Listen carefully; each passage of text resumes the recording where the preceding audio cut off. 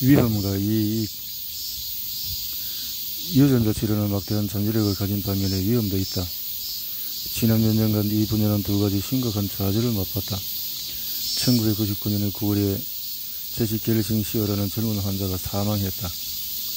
오르네틴 트랜스 카르바밀라제 효소의 일종인데 결핍증으로 OTC라고 불리는 희귀병을 앓던 제시는 임상시험 단계의 유전자 치료를 받다가 후유증으로 사망을 했다.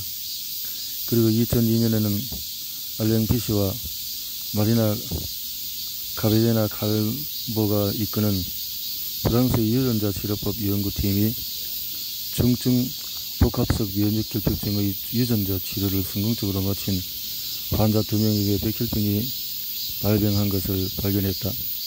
이것도 유전자 치료가 원인이었음이 확실했다. 두 사례에서 유전자를 환자의 세포에 운반하는 데 쓰인 바이러스가 문제였다. 바이러스 운반 체계에는 두 가지 큰 문제가 있다. 첫째는 면역 체계에 대한 영향이다.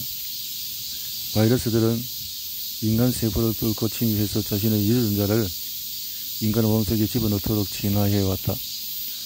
반면에 인간의 몸에서는 그런 바이러스들을 퇴치하기 위해서 면역 체계가 진화해왔다. 그 면역 체제가 작동하면 여러 견디기 힘든 부작용이 나타나고 때로는 위험한 상태에 이르거나 드물지만은 사망하는 경우도 있다. 이제는 뭐야? 사이보그 대명사 600만 보다 전화기 뭐죠?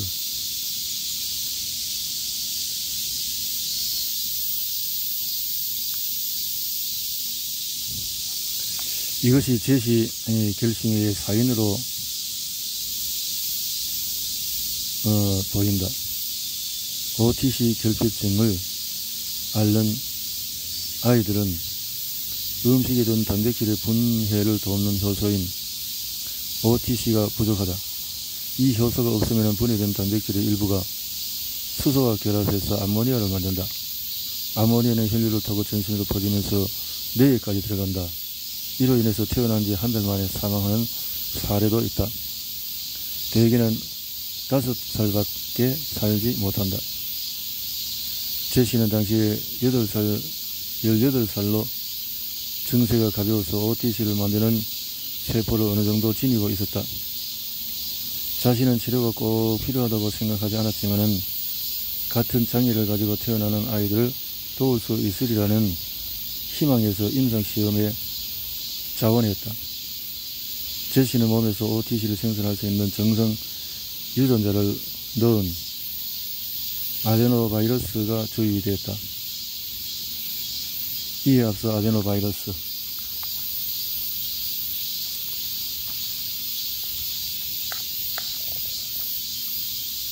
에서는 바이러스 증식을 관할하는 유전자가 제거되었다.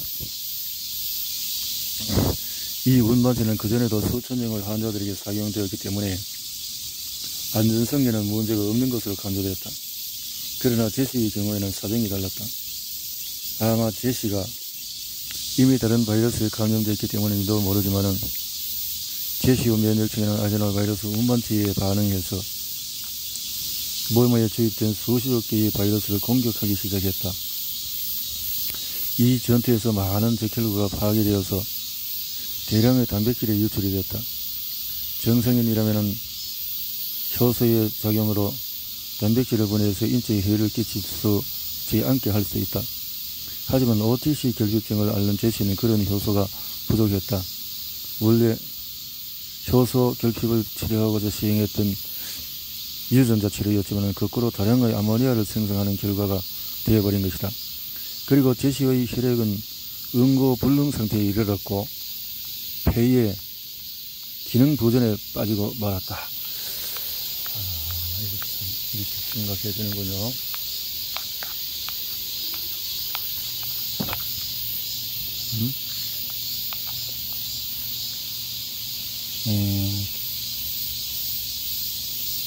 기능 부전까지도 생겨버리면 결국 뇌 기능이 멈춰버렸다. 가족들은 의사의 권유에 따라서 제시의 생명유지 장치를 끄기로 했다.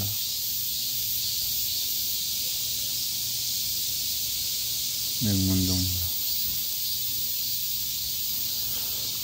프랑스의 사례에서 지적된 두 번째 문제는 정밀성이 부족한 탓이었다. 바이러스는 세포 내의 게놈에 유전자를 삽입시킨다. 바이러스는 유전자를 삽입할 위치를 어디든지 제대로 찾아내곤 한다. 일반적으로는 별탈 없이 이루어지는 과정이다. 대체로 외래 유전자는 게놈 중에서 크게 중요하지 않거나 별 문제를 일으키지 않을 만한 부분에 삽입된다. 그러나 게놈 중에서 매우 중요한 부분, 예를 들어서 종양과 싸우기 위한 유전자의 바로 옆자리나 그 한가운데에 외래 유전자가 박히는 경우도 있다. 게놈을 한 건을 책이라고 가정하자. 유전자 하나는 책의 한 문단이다.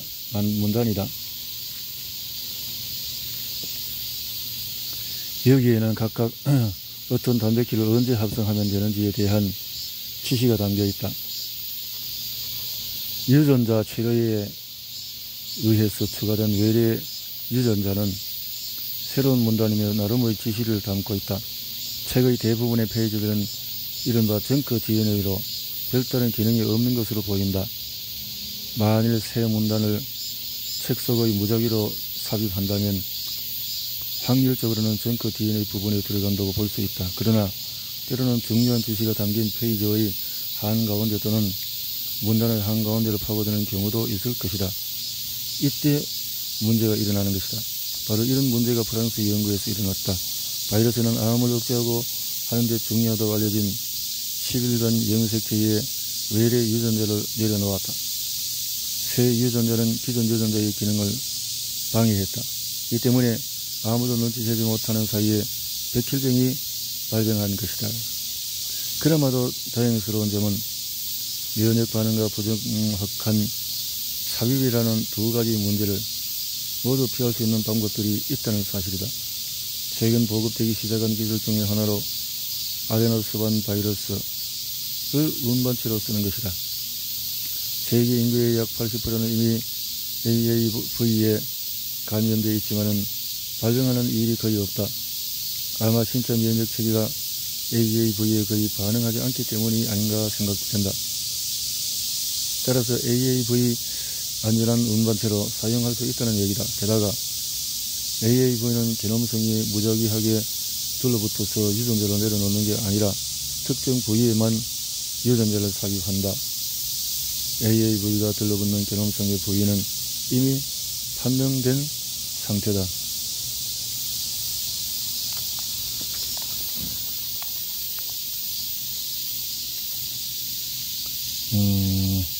이 부위는 특히 인체에 중요한 항암 유전자에 멀리 떨어진 것이 확인되었다. 바로 이 때문에 AAV의 안전성이 높다는 것이다.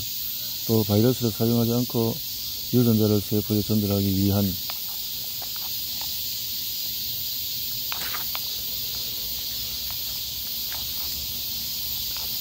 기술도 연구되고 있다. 그 중에 가장 단순한 것은 DNA 직접 주입 기술이다. 즉 혈액 속에 DNA 분자를 그대로 주입해서 세포가 이를 받아들이도록 놔두는 것이다. 유감스럽게도 큰 효과는 없다. 세포에 주입되는 DNA 분량이 미미하기 때문이다. 효율을 높이기 위해서 DNA 지질 분자로 포장하는 방법이 나왔다. DNA를 아주 미세한 나노볼 속에 집어넣은 다음에 세포 표면의 구멍을 거쳐서 세포핵까지 전달해주는 방법도 있다. 과학자들은 게놈의 특정 부위의 유전적 변화를 일으키는 방법들도 연구하고 있다. 2002년 롤리 피라터와 데이비드 러셀이 이끄는 워싱턴 대학교 연구팀은 AAV를 사용해서 세포의 게놈의 기존의 유전자와 거의 동일한 DNA를 운반했다. 쏙에 닮은 염기배열의 DNA 분자 사이에선 일부가 상호 대치되는 경우가 있다. 이 실험도 그런 경우에 해당했다. 외래 DNA가 원래의 DNA를 대체해서 게놈으로 편입된 것이다. 이는 무작위 방법으로 아무 곳에나 유전자를 삽입하는 게 아니다. 특정한 유전자 배열을 목표로 정한 다음에 이를 새 유전자로 교체할 수 있다는 의미다. 히라타와 러셀은 다른 유전자로 같은 실험을 반복해서 성공을 거두었다. 인간 게놈에 있는 여러 다른 유전자에게도 이 기술을 적용할 수 있게 된 셈이다. 텍사스 대학교의 유전학사 앨런 람보위치의 연구팀은 다른 방법을 개발했다. 인터널이라고 불리는 DNA가 지닌 자동 유도 기능을 이용한 것이다. 인터널은 이른바 정크 DNA의 일종이다. 하지만 일반적인 정크 DNA와 달리 인트론은 유전자 내에 존재한다. 각 유전자는 DNA의 길들한 배열로 이루어져 있다. 길들한 실모양의 분자로 되어 있는 유전자에는 엑슨이라고 하는 부분과 인트론의 부분이 섞여 있다. 세포 내의 DNA 정보를 바탕으로 단백질이 합성될 때 어떤 단백질이 합성되는가는 엑슨의 정보가 결정한다. 인트론은 그냥 버려지는 거나 마찬가지다.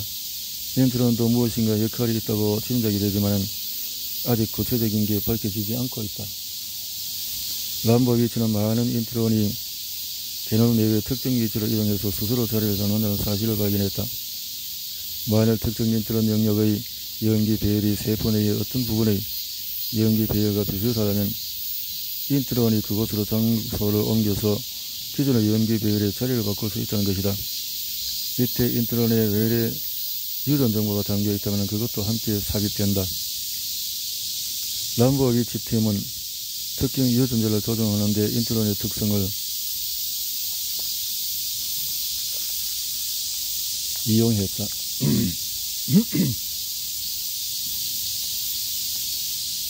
연구팀의 인체 세포에서 인터널을 조정점으로 유도해 보낼 수 있음을 보여주었다. 또 세균의 이 방법을 사용하면 위험한 유전자를 파괴하는 일도 가능했다. 람보위치는 인터널을 이용해서 외래 유전자를 특정한 위치로 보내서 삽입할 수 있다고 생각한다. 유전자 치료에서 레트로바이러스, 유전자 정보 구호의 DNA 대신에 RNA를 사용하는 바이러스를 흔히 사용하는데 이는 무작위로 삽입되어서 어디든지 통제할 수가 없다. 이를 산탄총식 방법이라고 한다.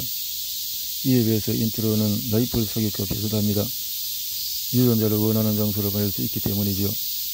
암을 일으키는 유전자를 파괴할 수 있을 뿐 아니라 종양을 억제하는 유전자를 도입할 수도 있고 원래의 유전자 기능을 방해하지 않고도 새 유전자를 안전하게 삽입할 수도 있습니다.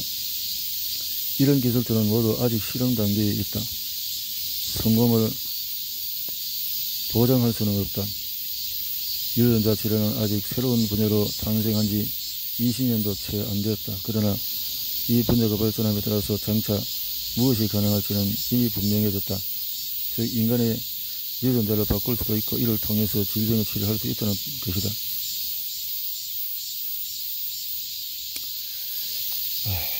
그러나 참 인상이 많아야 되겠다라는 생각이 듭니다. 왜냐하면 사고가 자꾸 일어나고 또 사망사고도 있고 하기 때문에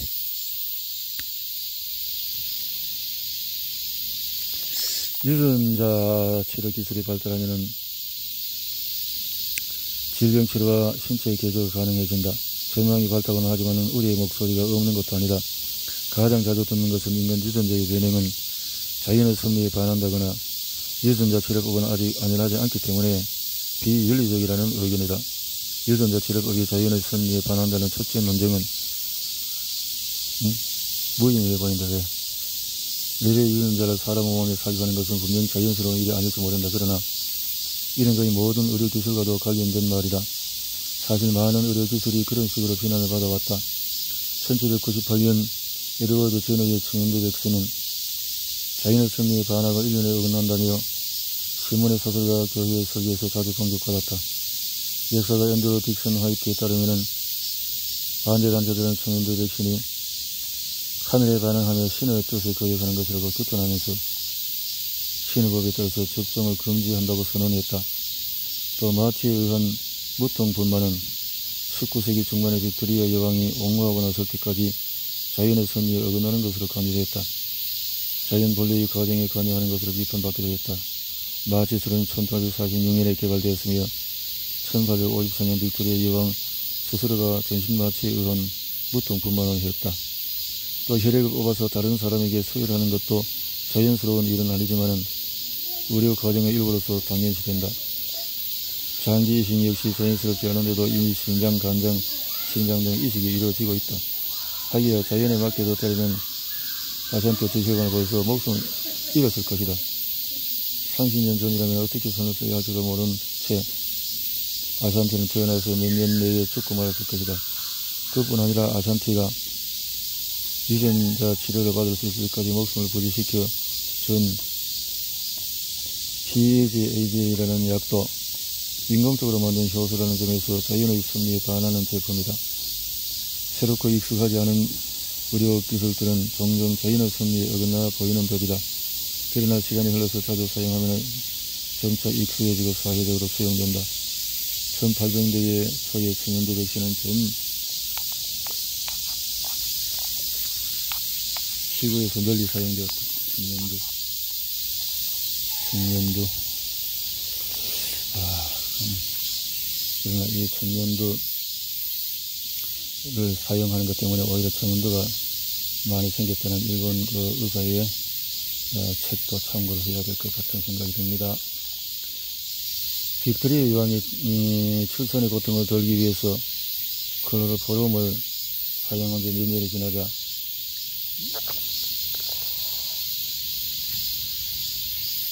영국 여성들은 모두들 여왕을 따라했다.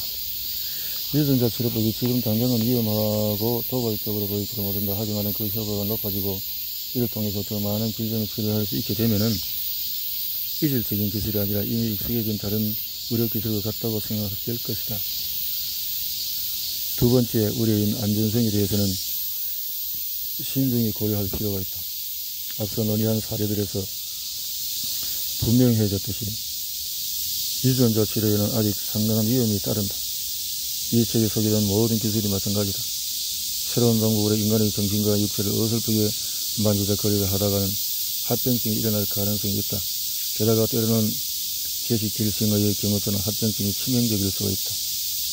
이런 위험을 없애기 위해서 실험장기의 의술 기술을 사용하는 것은 일체에 경계하는 방법이 있기는 하다.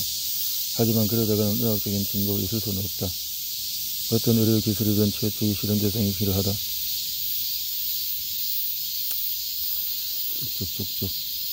최초의 시험 대상자는 위험을 무릅쓸 수밖에 없다. 그러나 위험이란 상대적인 개념이다. 당시 그 사람이 처한 상황에 따라서 달리 평가될 수가 있다.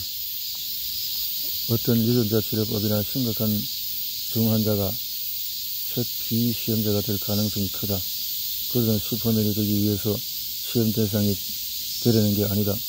살아남기 위해서 또는 질병이나 사고로 이런 신체 기능을 회복하기 위해서 지푸라기로 잡으려는 절박한 심정으로 실험의 기술에 매달려 보는 것이다. 그냥 물론 도박은 실패하기도 한다. 세계 최초의 심장 이식 수술 환자는 수술 후 불과 18일 만에 사망했다. 또 최초로 인공 심장 이식을 받은 바니 클라크는 이식 후에 112일 만에 사망했다. 이 밖에도 혁신적인 치료법을 수술받은 환자가 합병증이나 치료가치의 실패로 사망한 사례가 많다.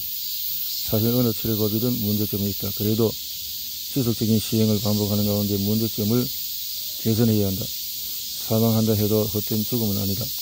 의학의 진보를 위해서 누군가가 첫 시험 대상이 되는 것은 필수 불가결하다. 제시 겔싱어는 실험적인 유전자 치료를 받는 도중에 사망했지만 이를 계기로 바이러스성 유전자 운반체 벡터에 대한 면역 반응의 위험이 새롭게 인식이 되었다. 그 뒤부터 더 안전한 기술에 대한 연구가 진행이 되었다. 겔싱어 자신이 덕본 것은 없지만 OTC 결핍증을 안고 태어난 어린이들은 그 혜택을 볼 것이다. 겔싱어는 자기 역할을 이해했다. 치료를 받기 전에 그는 한 친구에게 내게 일어날 최악의 사태가 뭐가 있겠니? 내가 죽더라도 어린아이들에게는 도움이 될 거야 라고 말했다. 세월호 기술이 나올 때마다 이런 개혁이 되풀이된다.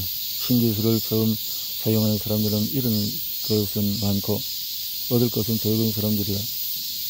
성공한다면 인생이 단 한 번에 바뀔 수가 있다. 잘못되어서 부작용으로 고통을 겪을 수도 있다. 그러나 어떤 결과가 되었던 과학자와 의사에게 인간의 정신과 육체에 대해서 더 깊이 이해할 수 있는 기회가 된다. 결국에는 기술은 더욱 발전하고 안전성이 높아져서 수백만 명의 환자들의 혜택을 볼 것이다. 아이러니컬한 것은 안전성을 걱정한 나머지 신체의 능력을 증가시키는 기술 자체를 금지시키는 대리적 효과가 나타난다는 사실이다. 이런 기술들은 시장에서 꽤나 인기가 있을 것이다. 몇몇 전례들을 생각해보자. 2002년에 미국에서는 800만 명의 이상이 성형수술을 받았다. 여기에서 170억 달러에 달하는 스포츠 보충제나 허브 제품이 팔려나갔다. 이들 보충제는 건강을 지켜준다는 근육을 키워준다거나 아니면은 정신적인 안정을 가져온다는 등의 광고를 하고 있지만은 거의 효과가 없다. 아예 없는 것도 많다. 그런데도 대량으로 판매되는 것 자체가 놀라운 일이다. 그러다면 확실하게 정신적 육체적 능력을 강화시키는 기술이나 약품이 나온다면 어찌 될까? 아마 기존의 거대 시장을 완전히 휩쓸 것이 분명하다. 수요가 엄청나게 많은 상품이나 서비스를 금지한다고 해서 시장 자체가 소멸하는 것은 아니다. 다만 시야로 숨어들 뿐이다. 미국의 금주령이 알코올을 불법으로 몰아붙였던 1920년대에도 그랬다. 또 오늘날 마약과의 전쟁에서도 같은 현상이 되풀이되고 있다. 어떤 방법을 써도 금지 약물의 유통을 막을 수는 없다. 수요가 있는 곳에는 반드시 블랙 마켓이 생겨난다.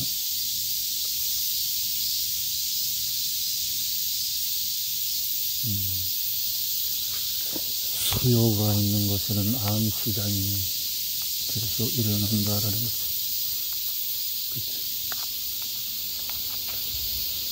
암시장. 수요가 일어나는 곳에는 암시장.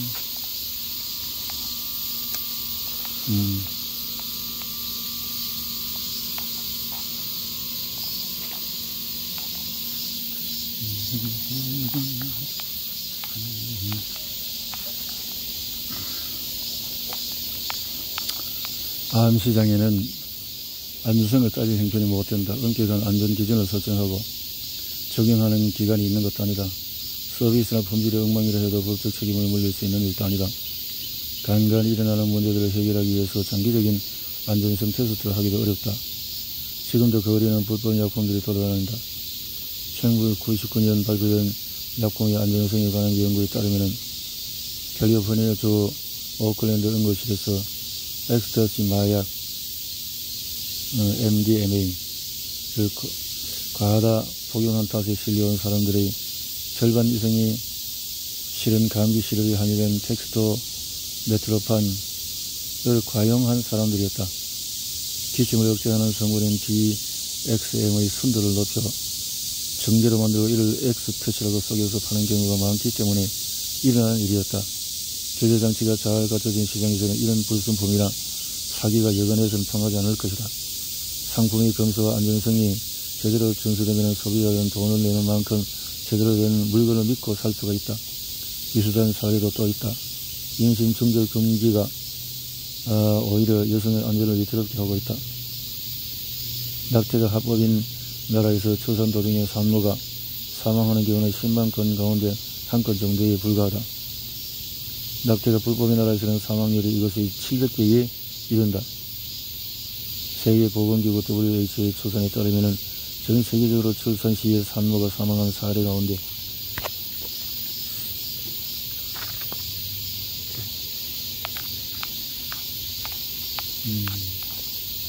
8분의 1은 위험한 중절 탓이다. 중절. 그 대부분은 낙태가 불법인 나라에서 일어난다. 여기에서도 볼 수 있듯이 낙태 시설이 불법화되면은 규제에 의한 안전 기준 자체가 존재하지 않게 된다.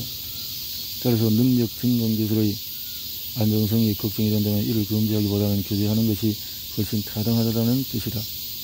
규제할 경우에는 의료기술의 측면뿐만 아니라 능력 증강 측면도 고려해야 한다. EPO를 사용해서 사이클 선수가 사망한 것은 안전한 투여량이 얼마인지 잘 몰랐기 때문이다. EPO에 붙은 안내문이나 관계기관의 사용 승인을 하기에 앞서 시행한 EPO의 안전성 시험은 EPO의 의학적인 사용에 초점을 맞추는 것이다. 빈혈증 환자와 동물을 대상으로 한 이 연구는 건강한 사람은 물론이고 한창 경기를 벌이고 있는 운동선수들을 아예 고려 대상에서 제외했다. EPO를 능력 증강 목적으로 사용하는 것을 금지해도 사이클론 선수들이 이를 복용하는 것을 막지는 못했다. 오히려 금지했기 때문에 생사에 관련된 중요한 정보, 즉 안전한 복용량에 대한 기준을 제공하지 못한 것이다.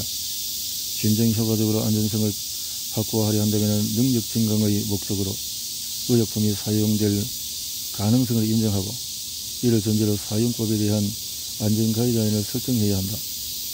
인간은 유전자를 조작하게 된 지 겨우 30년밖에 지나지 않았는데도 인간 게놈을 정확히 바꿀 수 있는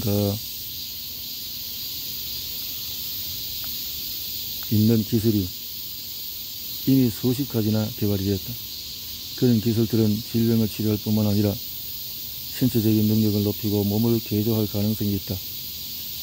유전자에 대한 새로운 통계력은 지난 세기에 이뤄졌던 의학적인 발견과 마찬가지로 우리의 삶을 질적으로 급격히 변화시키고 향상시킬 것이다.